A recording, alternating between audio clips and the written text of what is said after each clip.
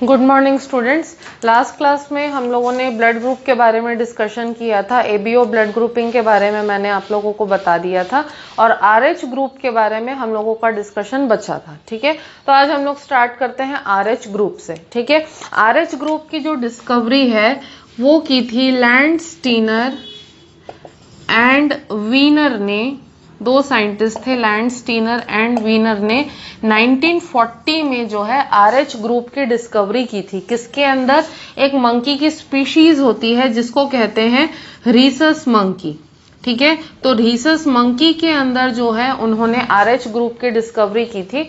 तो Rhesus monkey के अंदर डिस्कवर करने की वजह से उन्होंने RH इस तरीके का नाम जो है वो इस ग्रुप को दिया। ठीक है, रीसस मंकी का RH जो है उसको लेकर के इस ग्रुप का नाम उन लोगों ने दिया। ठीक है, तो ये जो रीसस ग्रुप था, ये आज जो आरएच ग्रुप था, ठीक है, ये आरएच ग्रुप जो है मंकीज के अलावा बाद में ह्यूमन बींग्स में भी डिस्कवर हुआ। ठीक है, तो ये जो आरएच ग्रुप था ये बाय डिफॉल्ट, ठीक है, by default 90%, 89 to 90% of human population के अंदर जो है ये आरएच ग्रुप प्रेजेंट था और बाकी जो 10% पॉपुलेशन थी, ठीक है, उसके अंदर ये आरएच ग्रुप एब्सेंट था। तो जिसके अंदर आरएच ग्रुप प्रेजेंट था उसको बोला गया आरएच पॉजिटिव और जिसके अंदर आरएच ग्रुप एब्सेंट था उसको बोला गया आरएच नेगेटिव। ठीक है, तो इस तरीके से एबीओ ब्लड ग्रुपिंग के अलावा पॉजिटिव और नेगेटिव और दो ग्रुपिंग्स जो है वो हमको लेटर ऑन देखने के लिए मिली। ठीक है, अब ये जो आरएच ग्रुप है, ठीक है, ये जो आरएच है, ठीक है, इसको रेगुलेट कौन करता है? इसको रेगुलेट करने के लिए एक डोमिनेंट जीन होता है और ये जो डोमिनेंट जीन होता है इसको आर से, कैपिटल आर से हम लोग डिनोट करते हैं। ठीक है, और इसी का रिसेसिव जीन जो है वो स्मॉल आर से डिनोट किया जाता है क्योंकि ये जो आरएच ग्रुप का जो जीन है ये डोमिनेंट है। तो ये होमोजाइगस कंडीशन में और हेट्रोजाइगस कंडीशन में दोनों में एक्सप्रेस होता है। जैसे कि होमोजाइगस कंडीशन में अगर डबल आर है तो भी पर्सन का आरएच जो है आरएच पॉजिटिव रहेगा और हेट्रोजाइगस कंडीशन में अगर एक अलील जो है डोमिनेंट आ गया और एक अलील जो है अगर रिसेसिव भी आ गया तो भी डोमिनेंट जीन होने की वजह से ये हेट्रोजाइगस कंडीशन में भी आरएच जो है पर्सन का पॉजिटिव आता है। ठीक है, तो आरएच नेगेटिव कब आता है? आरएच नेगेटिव तब आता है कि जब होमोजाइगस कंडीशन में दोनों रिसेसिव अलील मिले हों। ठीक है, जब होमोजाइगस कंडीशन में किसी पर्सन को फादर से भी रिसेसिव अलील मिला हो और मदर से भी अगर रिसेसिव अलील मिला हो तभी कोई पर्सन जो है उसका आरएच नेगेटिव होता है। अदरवाइज अगर हेट्रोजाइगस कंडीशन है तो भी पॉजिटिव होगा और अगर होमोजाइगस कंडीशन है तो उसमें भी पॉजिटिव रहेगा। ठीक है, तो इस तरीके की जेनेटिक कॉम्बिनेशन के वजह से जो है किसी भी पर्सन का आरएच जो है पॉजिटिव या नेगेटिव हो सकता है। ठीक है, अब आरएच के पॉजिटिव या नेगेटिव होने से फर्क क्या पड़ता है? ठीक है, ये जो आरएच ग्रुप है ये क्या है? ये एक तरीके का प्रोटीन है जो आरबीसीज के ऊपर प्रेजेंट रहता है। अगर ये प्रोटीन आरबीसीज के ऊपर प्रेजेंट रहा तो आरएच पॉजिटिव और अगर ये प्रोटीन प्रेजेंट नहीं रहा, एब्सेंट रहा तो आरएच जो है वो क्या बन जाता है? नेगेटिव।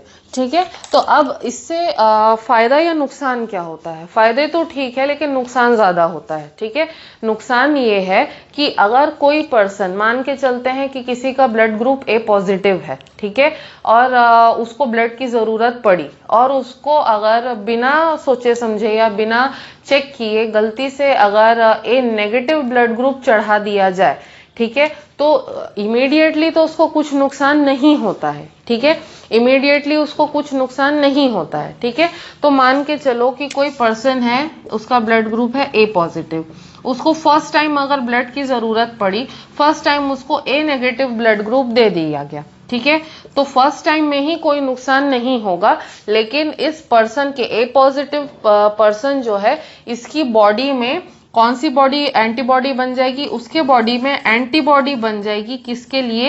ए नेगेटिव ब्लड ग्रुप के लिए उसके बॉडी में एंटीबॉडी बन जाएगी। ठीक है, अब मान के चलते हैं सेकेंड टाइम उसी पर्सन को फिर से ब्लड की जरूरत पड़ी, सेकेंड टाइम ब्लड की जरूरत पड़ी और सेकेंड टाइम भी अगर उसको गलती से ए नेगेटिव ब्लड ग्रुप चढ़ा दिया गया, ठीक है। तो पहले टाइम के बाद से ही उसके बॉडी में ए नेगेटिव ब्लड ग्रुप के लिए मतलब RH नेगेटिव के लिए एंटीबॉडी पहले से प्रेजेंट थी। तो ये जो एंटीबॉडीज हैं ये डायरेक्टली किसके पास जाएंगी, ए नेगेटिव ब्लड सेल्स के पास में, RBCs के पास जाएंगी और उसको तुरंत किल कर देंगी। तो ऐसा पर्सन जो है अच्छा होने की जगह उसकी हालत और खराब हो जाएगी और उस पर्सन की डेथ भी हो सकती है। ठीक है। तो अगर ब्लड ग्रुप्स बिना मैच किए ब्लड ट्रांसफ्यूजन कर दिया गया तो इसके रिजल्ट से उस पर्सन की डेथ भी हो सकती है। ठीक है। अब ये जो ब्लड ग्रुपिंग का या RH का जो मिसमैच है, इससे रिलेटेड एक फिनोमिना है जिसको कि मैं आप लोगों को बताना जरूरी समझती हूँ। ये जो फिनोमिना होता है, इस फिनोमिना को बोलते हैं हम लोग, या इस डिजीज को बोलते हैं हीमोलिटिक डिजीज ऑफ न्यूबॉर्न। ठीक है। या फिर इसी डिजीज का एक और नाम है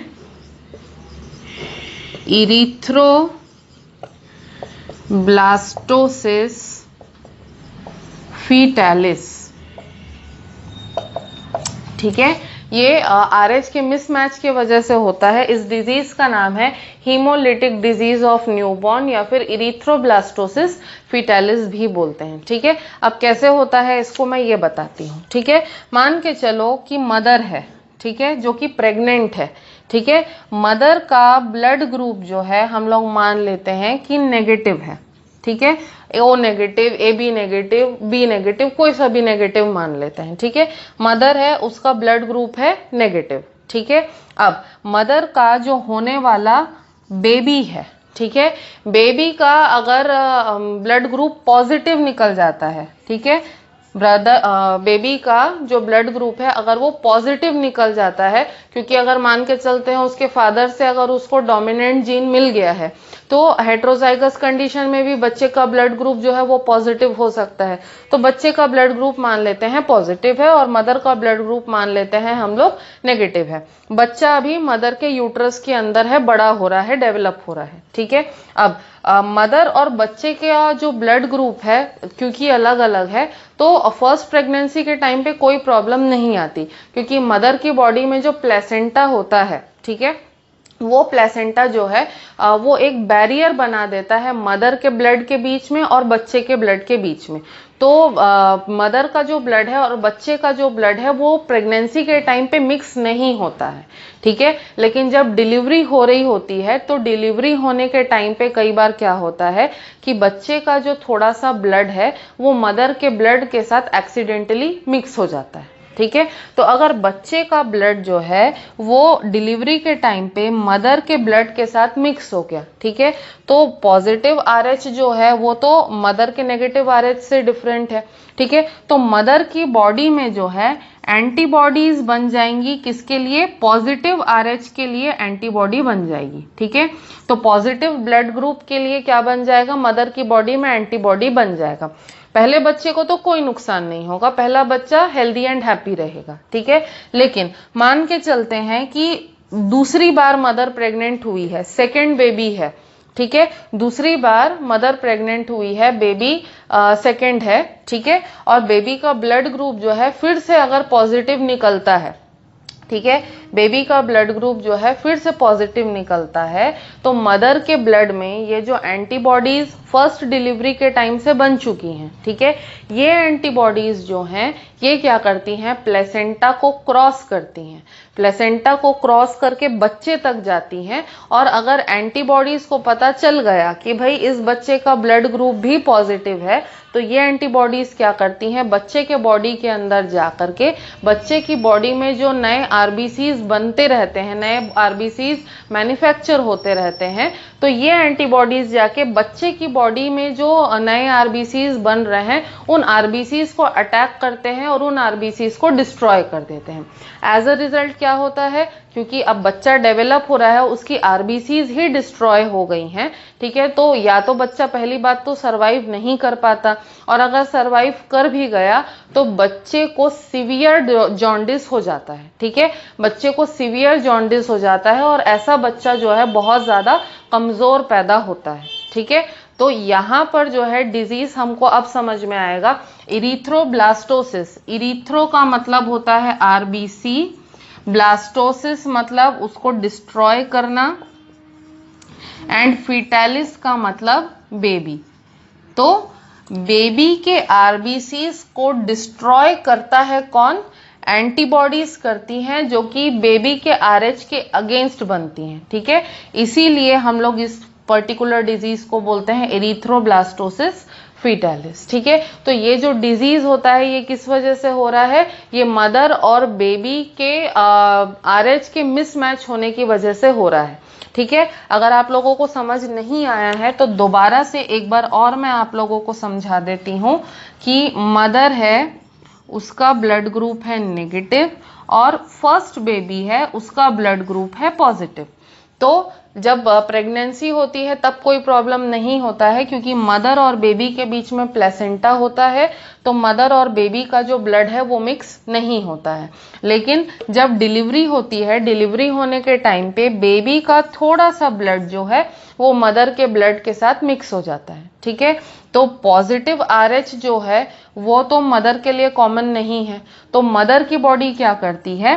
पॉजिटिव आरएच के लिए एंटीबॉडी बनाना स्टार्ट करती है, ठीक है। एंटीबॉडी बनाएगी और अपने बॉडी के अंदर स्टोर कर लेगी। अब मान के चलते हैं मदर को सेकंड प्रेगनेंसी होती है और सेकंड बच्चे का जो आरएच है, सेकंड बच्चे का आरएच भी पॉजिटिव है, ठीक है। तो ये जो एंटीबॉडीज होती हैं इनकी कैपेसिटी होती है कि ये प्लेसेंटा को क्रॉस कर सकते हैं। तो ये जो एंटीबॉडी है ये प्लेसेंटा को क्रॉस करेगी, प्लेसेंटा को क्रॉस करके सेकंड बेबी के बॉडी के अंदर जाएगी, सेकंड बेबी के बॉडी के अंदर जा करके बेबी के जो आरबीसीज होंगे उसको क्या करेगी? अटैक करेगी और उसको डिस्ट्रॉय कर देगी। एज अ रिजल्ट या तो बच्चा सरवाइव नहीं कर पाएगा, और अगर सरवाइव कर भी गया तो बहुत वीक होगा और उसको सीवियर जॉन्डिस होगा बाई बर्थ, ठीक है। तो यहाँ पर इससे क्या होगा? इससे बच्चा जो है कमजोर पैदा होगा, या फिर कई बार पेट के अंदर ही, यूट्रस के अंदर ही बच्चे की डेथ भी हो जाती है।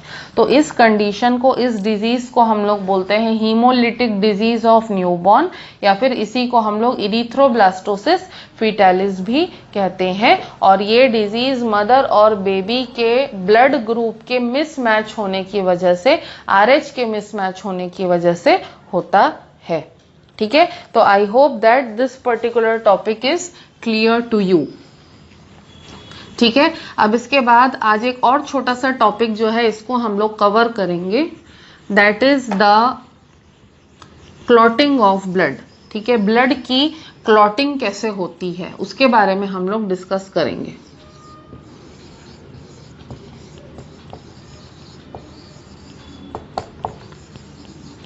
ठीक है।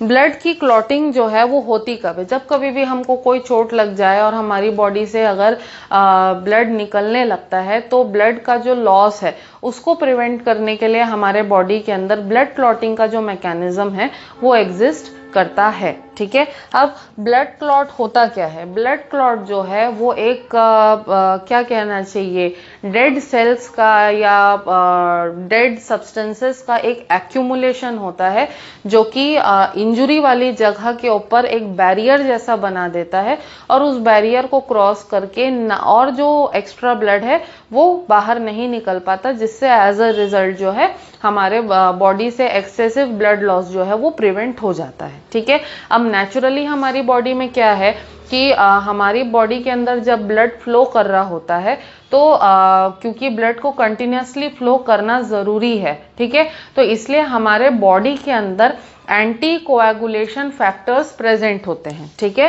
क्या प्रेजेंट होते हैं? एंटी कोएगुलेशन फैक्टर्स प्रेजेंट होते हैं। अब ये जो एंटी कोएगुलेशन फैक्टर्स हैं ये हमारे ब्लड वेसल्स के अंदर ब्लड को कोएगुलेट होने से, खून के थक्के जमने से रोकते हैं। तो एंटी कोएगुलेशन फैक्टर्स हमारे पास क्या क्या हैं? दो हैं, एक होता है हिपेरिन, ठीक है, और एक होता है एंटी थ्रोम्बिन, ठीक है। दो तरीके के सब्सटेंसेस हैं, एक है हिपेरिन और दूसरा है एंटी थ्रोम्बिन, जो हमारे ब्लड को कोएगुलेट होने से रोकते हैं, और इन दोनों की हेल्प से हमारा ब्लड जो है उसमें कोएगुलेशन नहीं होता और इजीली हमारा ब्लड जो है वो ब्लड वेसल्स में फ्लो होते रहता है। ठीक है, ये नॉर्मल कंडीशन में है। लेकिन जब कभी हमको चोट लग जाए बहुत ज्यादा, ठीक है, तो अगर ब्लड का लॉस हमारी बॉडी से होगा तो हमारी बॉडी को ही तकलीफ होगी, प्रॉब्लम होगी। तो उससे प्रिवेंट होने के लिए हमारी बॉडी जो है वो ब्लड क्लॉटिंग का जो पूरा प्रोसेस है उसको स्टार्ट करती है। ठीक है, अब ब्लड क्लॉटिंग का जो प्रोसेस है वो होता कैसा है? ठीक है, जैसे ही हमको चोट लगती है और हमारी बॉडी का कोई ब्लड वेसल रप्चर हो जाता है, टूट जाता है, तो इंजोर्ड एरिया जो होता है, इंजोर्ड एरिया में ब्लड क्लॉटिंग का जो प्रोसेस है वो स्टार्ट होता है। ठीक है, अब ब्लड क्लॉटिंग का प्रोसेस जो है वो कैसे स्टार्ट होता है, मैं एक आप लोगों को फ्लो चार्ट बना के दिखा रही हूँ। उस फ्लो चार्ट के हेल्प से हम लोग बहुत अच्छे से समझ सकते हैं। ठीक है, एक्चुअली ब्लड क्लॉटिंग का जो पूरा प्रोसेस है वो 3 स्टेप्स में कंप्लीट होता है। ठीक है, ये जो फ्लो चार्ट है मैं यहाँ ड्रॉ कर रही हूँ, इसको आप लोग देखो, इससे आप लोगों को क्लियर हो जाएगा। इंजोर्ड टिश्यू,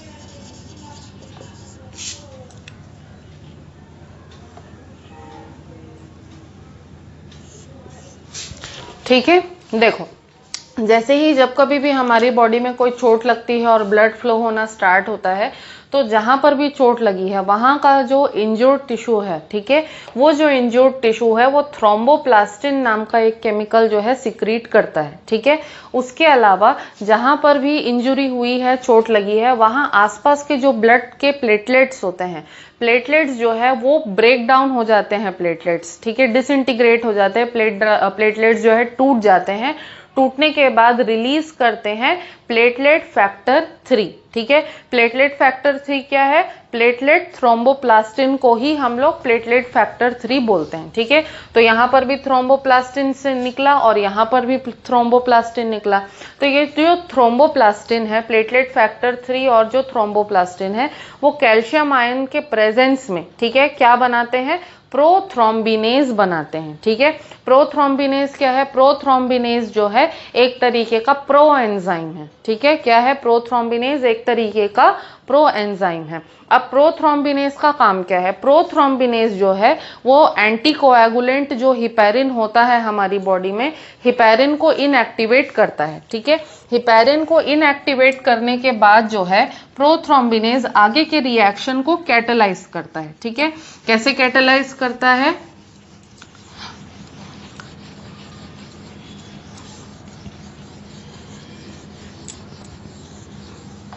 ठीक है, ये प्रोथ्रोम्बिनेज बना। ठीक है, प्रोथ्रोम्बिनेज बनने के बाद में प्रोथ्रोम्बिनेज ने क्या किया, इनएक्टिवेट किया किसको, हिपैरिन को। हिपैरिन को इनएक्टिवेट करके कैटेलाइज किया। क्या कैटेलाइज किया, कौन से रिएक्शन को कैटेलाइज किया, प्रोथ्रोम्बिनेज जो है वो प्रोथ्रोम्बिन नाम का एक केमिकल है, ठीक है, उसके कन्वर्जन को कैटेलाइज करता है, ठीक है, उसके कन्वर्जन को कैटेलाइज करता है। तो प्रोथ्रोम्बिन जो है उसका वो कन्वर्ट होता है, किस में कन्वर्ट होता है, थ्रोम्बिन में कन्वर्ट होता है। प्रोथ्रोम्बिनेज कन्वर्ट होता है थ्रोम्बिन में, ठीक है। और थ्रोम्बिन क्या करता है, थ्रोम्बिन भी कैटेलाइज करता है इस चीज को, थ्रोम्बिन कैटेलाइज करता है फिब्रिनोजेन जो प्रोटीन होता है हमारे ब्लड में, ठीक है, फिब्रिनोजेन के कन्वर्जन को कैटेलाइज करता है, किसमें, फिब्रिनोजेन जो है वो कन्वर्ट होता है फिब्रिन में, ठीक है।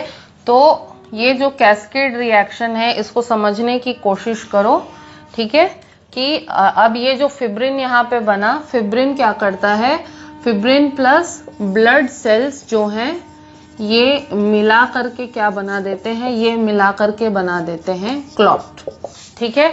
तो रिएक्शन समझने की कोशिश करो, ठीक है। इंजर्ड टिश्यू से और डिसइंटीग्रेटेड प्लेटलेट से थ्रोम्बिन जो है, प्रोथ्रोम्बिन जो है वो रिलीज होता है। प्रोथ्रोम्बिन कैल्शियम के साथ मिल करके क्या बनाता है, प्रोथ्रोम्बिनेज जो प्रो एंजाइम है, ठीक है। प्रोथ्रोम्बिनेज जो है वो हिपैरिन को इनएक्टिवेट करता है और प्रोथ्रोम्बिन का जो कन्वर्जन होता है थ्रोम्बिन में, प्रोथ्रोम्बिन का कन्वर्जन होता है थ्रोम्बिन में, इस रिएक्शन को प्रोथ्रोम्बिनेज जो है कैटेलाइज करता है। अब प्रोथ्रोम्बिन से थ्रोम्बिन बन गया, अब थ्रोम्बिन भी एक दूसरे रिएक्शन को कैटेलाइज करता है। कौन सा रिएक्शन, हमारे ब्लड में जो फिब्रिनोजेन प्रोटीन होता है, फिब्रिनोजेन प्रोटीन जो है उसको कन्वर्ट करता है फिब्रिन में, ठीक है। तो फिब्रिनोजेन क्या है, वो ग्लोब्यूलर प्रोटीन होता है। तो जब फिब्रिनोजेन फिब्रिन में कन्वर्ट होता है तो फिब्रिन कैसा होता है, ऐसे लंबा थ्रेड के जैसा स्ट्रक्चर होता है, ठीक है। तो जब फिब्रिनोजेन फिब्रिन में कन्वर्ट होता है तो फिब्रिन के जो इस तरीके के फिलामेंट्स होते हैं वो इस तरीके से एक वायर मेश का एक जाली के जैसा क्रिएशन करते हैं, ठीक है। फिब्रिन की ऐसी जो जाली बनती है, इस जाली के अंदर ब्लड के जो सेल्स हैं वो इस तरीके से ट्रैप हो जाते हैं, और ब्लड के सेल्स ट्रैप हो जाने से क्या होता है कि एक बैरियर बन जाता है। और ये बैरियर कहाँ क्रिएट होता है, जहां पर हमको चोट लगी है उस सरफेस के ऊपर क्रिएट होता है, ठीक है। तो जो चोट लगने से लेकर के फिब्रिन का मेश बनने तक का जो पूरा प्रोसेस है, इस प्रोसेस को कंप्लीट होने में 2 से 8 मिनट का समय लगता है। और ये जो पूरा स्ट्रक्चर बनता है फिब्रिन का और ब्लड के सेल्स का, इसी स्ट्रक्चर को हम लोग बोलते हैं ब्लड क्लॉट। और ये जो ब्लड क्लॉट है ये फर्दर ब्लड लॉस को प्रिवेंट करने में हेल्प करता है, ठीक है। तो आज के वीडियो के साथ में आप लोगों को ये जो पूरा फ्लो चार्ट है इसका फोटो भी मैं क्लिक करके सेंड कर दूंगी। एक बार पूरे फ्लो चार्ट को देखोगे, आप लोग पढ़ोगे तो अपने आप लोग को ब्लड क्लॉटिंग के प्रोसेस का पूरा अंडरस्टैंडिंग हो जाएगा, ठीक है। तो आई होप कि आज का ये टॉपिक आपको क्लियर हुआ है। अगर फिर भी कोई डाउट होगा तो you can ask me. Thank you.